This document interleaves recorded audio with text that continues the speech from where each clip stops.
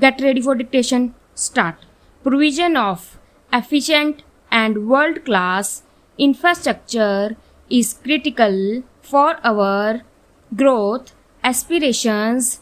A key issue that bears repetition is the imposition of appropriate user charges necessary to provide adequate returns on investment. Some success has been achieved in areas such as telecom, roads, and ports where appropriate user charges exist.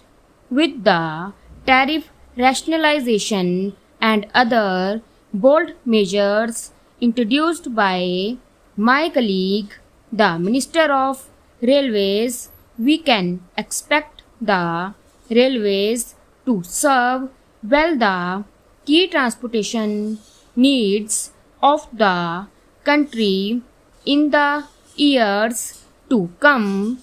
Other areas such as power, urban infrastructure, other transportation, and the like continue to experience great difficulty because of the lack of appropriate user charges.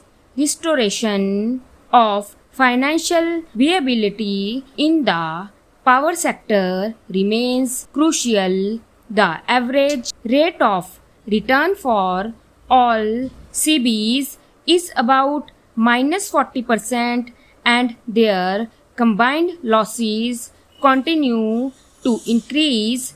Hence, this is one of the foremost challenges not only in the power sector but also for the fiscal health of the state governments and the overall performance of the economy. Stop para.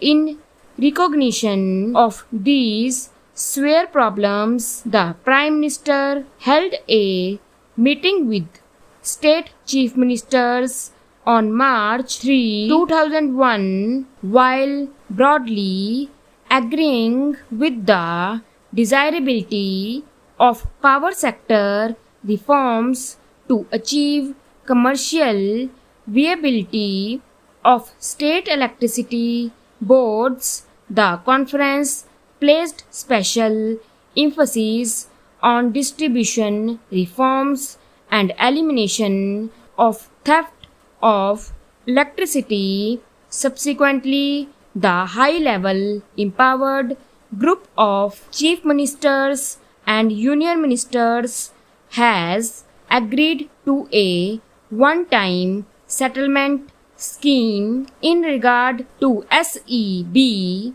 overdues to the central public sector utilities through securitization and issue of tax-free bonds by the respective state governments, subject to the achievement of specified performance milestones and full payment of current dues. In the future, I would urge upon the states to come forward and implement the scheme speedily.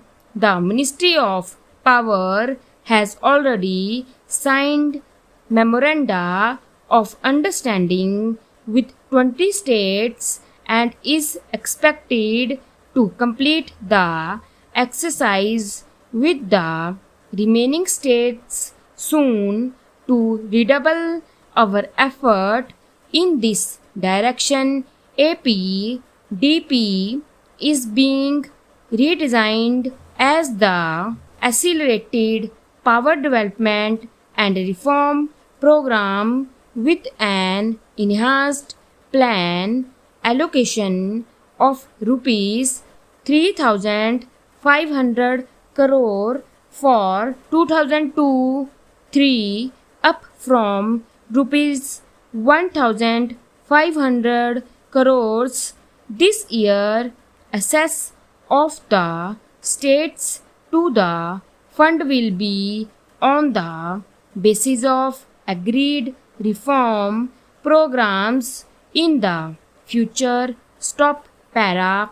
I am glad to inform the House that the Prime Minister's National Highway Development Program, launched 3 years ago, is progressing well.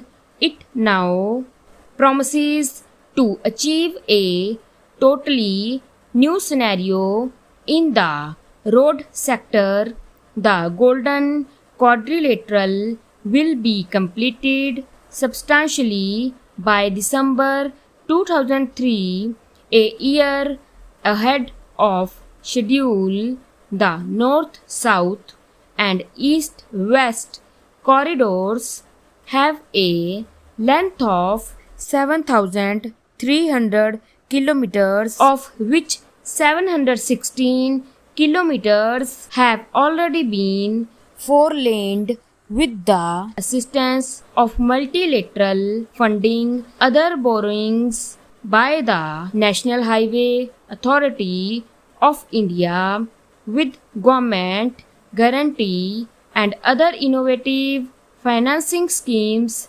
The funding for this phase will be fully tied up in 2002-3. The present port trust structure does not allow Indian major ports to have the flexibility needed for efficient management and for raising institutional funding. It is therefore proposed to corporatize major ports in a phased manner. Private sector investments have been facilitated and 17 projects worth more than rupees 4,500 crore have already been approved, and another 8 projects worth more than rupees 3,200 crore are under consideration.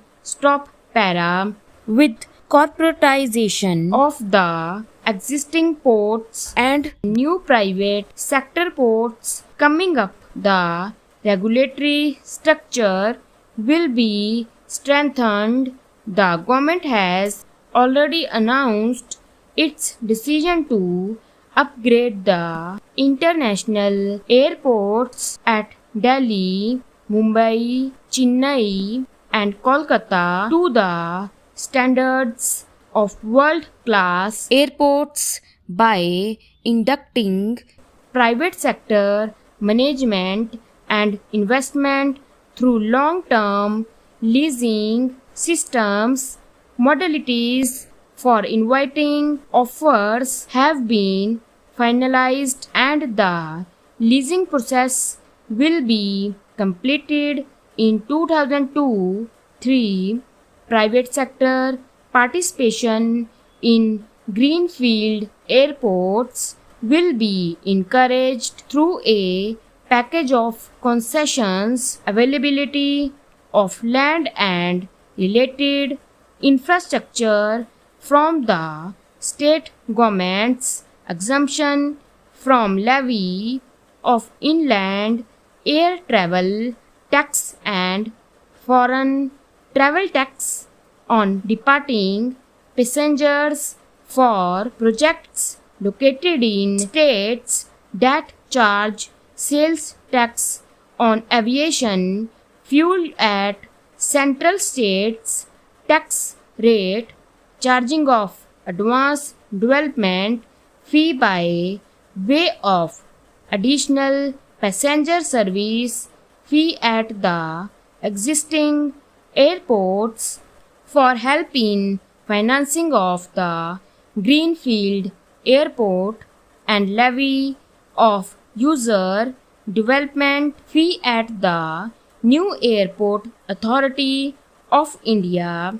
The proposed new airports in Bangalore and Hyderabad will benefit from these concessions. The 2001 census shows that the urban population in India is now about 285 million, greater than the total population of the United States. The number of cities with more than 1 million population has increased from 23 in 1991 to 35 in 2001. We are aware of the sad plight of most of our towns and cities. As such, stop